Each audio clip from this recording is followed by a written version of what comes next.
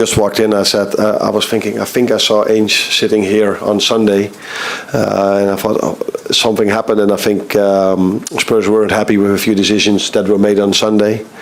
And many people always say that this will eventually match up in the end of the season. I'm not one of them that believes that, because sometimes you can be unlucky in the season, or you can be lucky in the season. Yeah, on Sunday a decision went against them. Maybe today a decision went in favor of them. Which is, of course, very unlucky for us, because I've never felt that we were going to lose this game, especially not after the first 15 to 20 minutes, because I did feel Spurs started the game better than us. But after that, in my opinion, we had most of the game control, played most of the game on their half, had much more ball possession.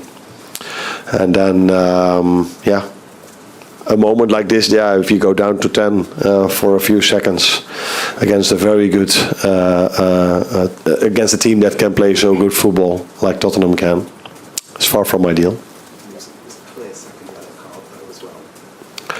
Yeah, I don't think there's any debate about that. So they say he didn't stop the counter-attack. I think every manager would prefer if there's a tackle being made now 40 yards away from our goalkeeper. I don't think you really stop a counter-attack. Then every manager would prefer to get a second yellow card for the other team than to finish that counter-attack with a player less to play that counter-attack with. And then if that is not the discussion, then the next discussion is, was it reckless enough to just give advantage is the right word, and then just come back and say, yeah, I thought the tackle was still too reckless, so I still have to give a yellow. But yeah, he had to, in the VAR decision, he had to tell everyone what his decision was, and unfortunately he didn't have to do this in this decision. So things happen. Very unlucky for us. The good thing for us is that if you ever have to lose a game, it's better if you lose one where there's still a second leg to be played. And far from ideal starting position for us, because they have a really good team. Probably some players come back for the second leg, so far from ideal to lose here. But if I ever have to lose, I prefer to lose if there's still a leg to be played. Then it would have been only this game. I know you've got a hell of a lot of games at the moment, but it was 17 days ago that you beat them 6-3 here.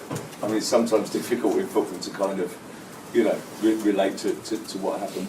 Would you kind of, I don't know, concede that maybe not quite at your best tonight? Is that fair? Sorry, your last? Would you concede it's maybe not quite at your best tonight? We're not quite at our best tonight. Your team? Yeah, if you compare it with the 6-3, then that's clear. But I don't think we will reach that level in every single game we play. So you can always expect a reaction from Spurs, which you saw today. You can always expect a reaction from the fans, because it's a semi-final. It's such, we all know how important it is to us, but also how important it is for the Spurs fans to go to the final. So we knew when we came here that it would never be the same game as we played here 1 week ago or 2 weeks ago. But still, I saw a lot of things the same. I think even in that game, the ball possession was equal, but now I think we had 60-40. So many good things to take. For me, more than the United game, but the result was not as good as against United. And a little bit of history in English football with that first VAR announcement across the stadium. Any thoughts on it? What did you make of it? Just how it worked? I think it's you can judge something on one game, but if it's offside, yeah, then I don't think anyone has to explain something. When he started explaining something, you saw a red and a blue line. So I think it's more. It would be more interesting for everyone if he would have explained why he didn't give a second yellow card than explaining why he cancelled the goal, because that's what everybody could see on the screen. But I know that that's not the rule. It's the rule to have these decisions where the VAR is involved, and the VAR was of course not involved in yes or no a second yellow. But in general, I think it's let's judge this not on an evening. Let's judge this if we've seen this a few more times. James. What was the problem for Kwanzaa? He didn't feel really well. So from the moment the game started till the moment we had to take him off, he felt a bit of pressure.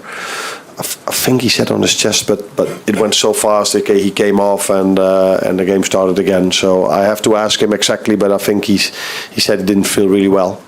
So it was not an injury, but more not feeling really well. He was though in the last few days a bit ill. Ill is the word I think you use, huh? But we thought he was on his way back. But maybe that had something to do with it. I have to ask, but it had nothing to do with an injury. Hi, Arne. I know you got booked, but I didn't get booked. oh, you didn't No, get booked, no. sorry. But I was wondering how you kept so calm at the end. You were very friendly with the officials. Do you have any advice for other managers to keep calm after a decision like this? Well, I don't think I'm known in Holland for the person that always stays calm with referee decisions.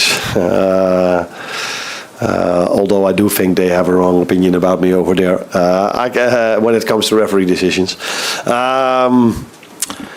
Decision is made. You can't change it in the moment. You feel like, okay, when he didn't give the second yellow, nobody thought that it would have had such a big impact 30 seconds later. I think, I haven't asked him, but I'm 99.9% sure that I wasn't the only one who felt, I would use the word which I cannot use anymore. What other word could I use then? Not the best. Which didn't feel not the best. I'm 99% sure when Bergval scored, the referee was like, is this really happening? Because he couldn't change it anymore. It was for him also far from ideal, I think. But yeah, that's why I say 99.9, because I couldn't look in his head. And he didn't have to tell what he felt. Chaps, thank you. Yeah. That quote's from you next time. So.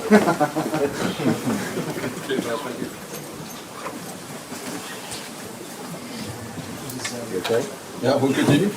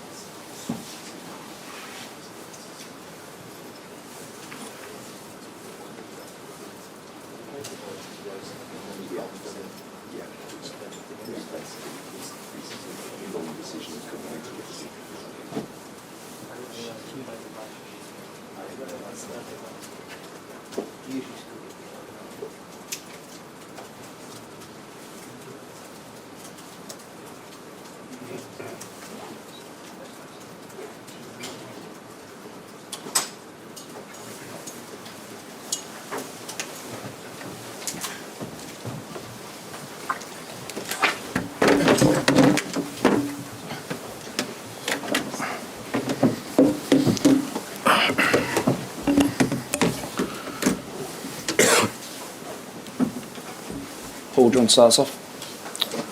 Hi, Ange. You must be incredibly proud of your team tonight, especially what happened in the last game against Liverpool, just to get that result and that performance. Yeah, very proud, and again, we had to deal with some adversity tonight. We started the game really well, I thought, but then obviously we lose Rodrigo, and even in the way it happened, it's quite distressing. You see a teammate go down in that manner, and again, we had to sort of compose ourselves and deal with that and reorganise, and super proud of the players. I have been all along. It hasn't been through the want of trying that our results haven't been. It's certainly not been on them. It's just that we just haven't been able to get the consistency to get the results we needed. But just proud that they feel good tonight. They get the rewards of their hard work. Our fans as well, because we've put them through a tough time. I thought they were outstanding tonight. We haven't achieved anything, but I think just that feeling of having a victory against the top opponent in a big game, I think really pleased for everyone.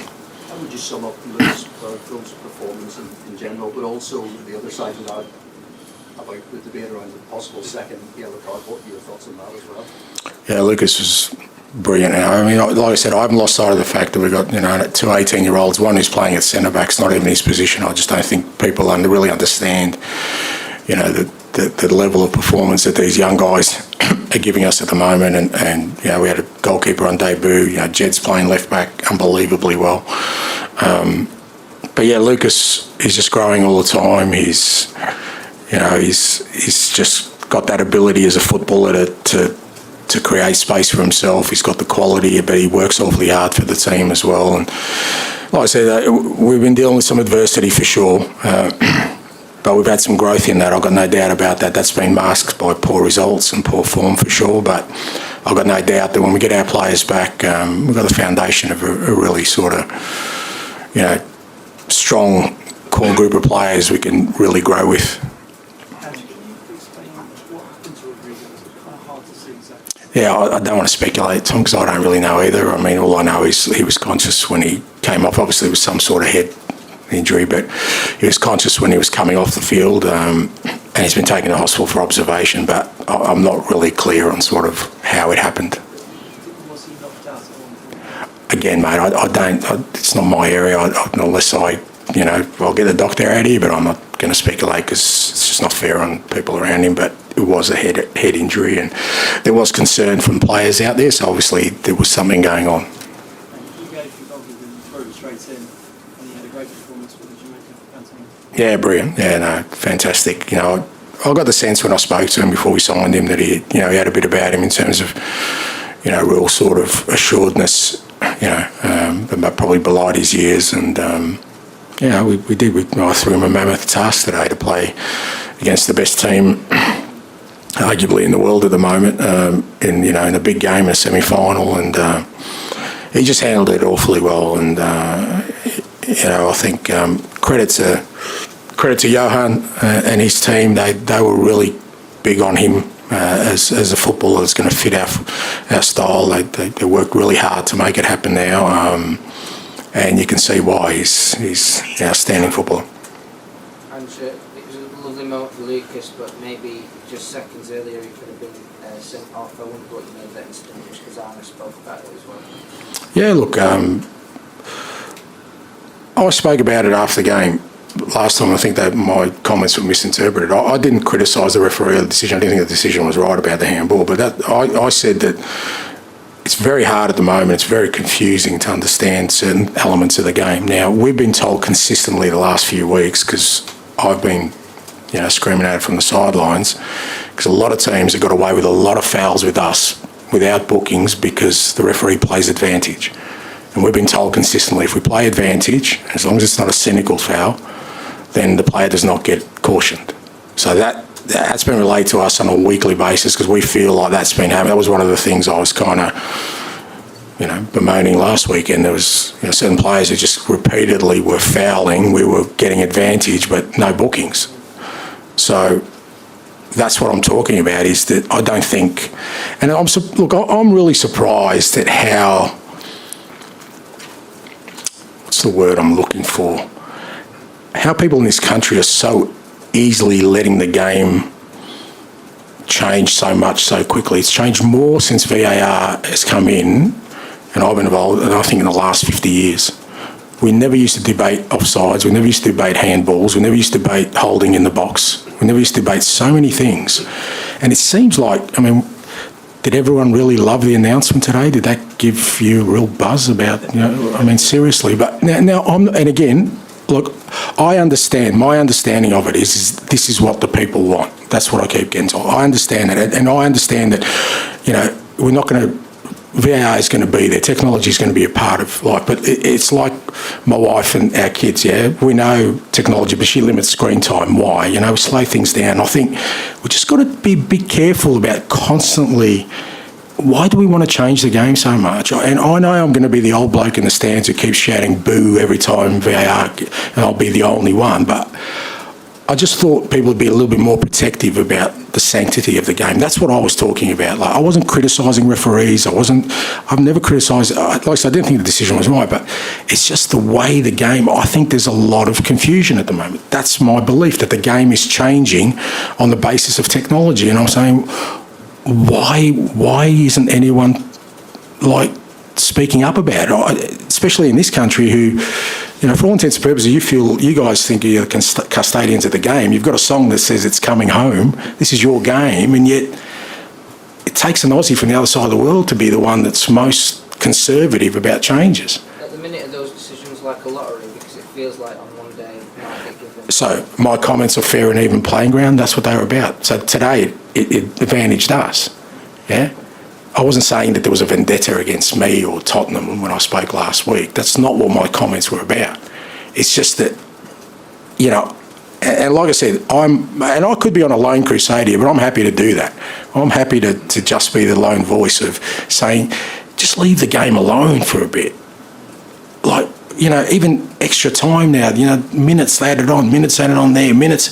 We never used to talk about these things before. And yet now everything is changing. So that was my comment. So today I can see why Arnie's would be very disappointed. If that was me, I'd be disappointed as well. But apparently they're the rules. So, yeah. Just quickly, I was going to say that you look to be a lot more emotional on the sideline during this period.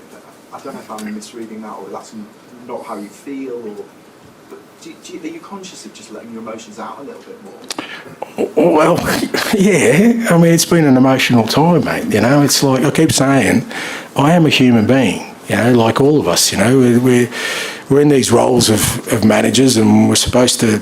You know, I understand we've got positions of responsibility, but we're still human beings in the core, and we react to things. And you know, I don't like the fact that, you know, people who are working really hard for this club on and off the field have not had that feeling of victory. I don't feel great about our supporters not having that feeling of victory.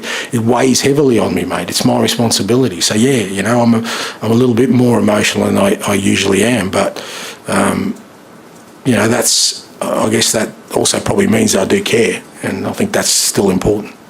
Just a very quick one on Archie Graham and what he's managing to do like every 3 days at the moment, and also the relationship he's building with Ruddy. It's like I said, I in a position he's never played, mate. You know, he's never played. An 18-year-old. You know, name me another Premier League team that's got 2 18-year-olds and one playing out of position consistently. I'm so happy they're at our football club, and as I keep saying, you know, in 2 or 3 years' time, I just pray to God I'm the beneficiary of their talent, mate, because if somebody else is getting it, I won't be happy. James, last one, please. Was there any change in your sort of overall approach from the Liverpool game here in the league? It felt a bit more pragmatic. No, you can put it that way. I mean, people said, you know, my midfield setup was, you know, a little bit more conservative today. That's because I only had 3 midfielders to choose. You know, the others weren't available. So we certainly went about it the same way. Look, Liverpool don't allow you to dominate the game the way other teams do. And like I said, you know, Ali said, you know, our players every 3 days are playing a game of football, mate, without rest. And you saw Liverpool at the end, they put on some significant talent, some really good footballers, some top footballers. I couldn't do the same. And yet the guys who are out there are consistently doing it. So, you know, maybe we're not as dominant as we wanted to be, but there's good reason, not through the lack of trying or, you know, different intent in terms of how we went about it. Okay, thank you. Thank you.